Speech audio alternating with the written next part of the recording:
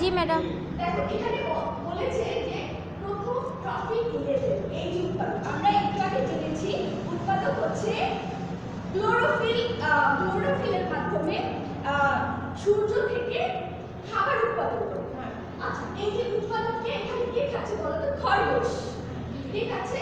খরগোশ। খরগোশ ঘাস খায়, আমরা জানি সবাই। কারো কারো বাসায় আসলে খরগোশ আছে, আমরা খরগোশ পুষি। আমরা যেতে থাকি। এরপর দেখো তৃতীয় ট্রফি লেভেল, আমরা আগে পূর্বে জেনেছি তৃতীয় ট্রফি লেভেল হচ্ছে সাপ।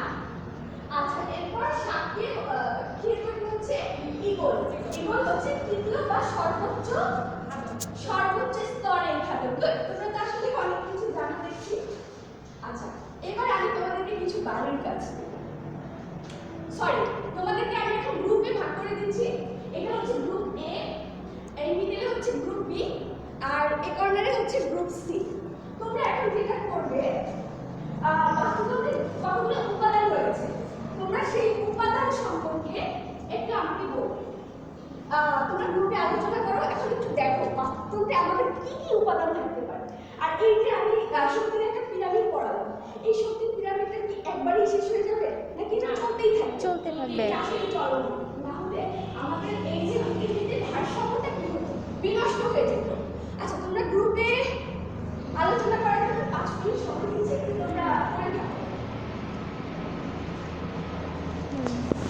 তোমাদের 5 মিনিট সময় শেষ করেছো, একটু দাঁড়াও।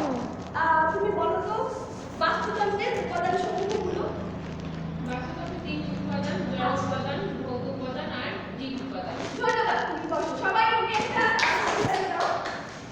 তোমাদেরকে আজকে ফাইনাল একটা কাজ দেখাবো।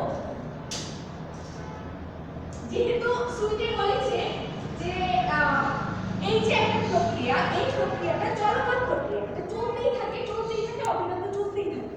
না হলে আমাদের পৃথিবী কি হতো? এক সময় বিলীন হয়ে যেত।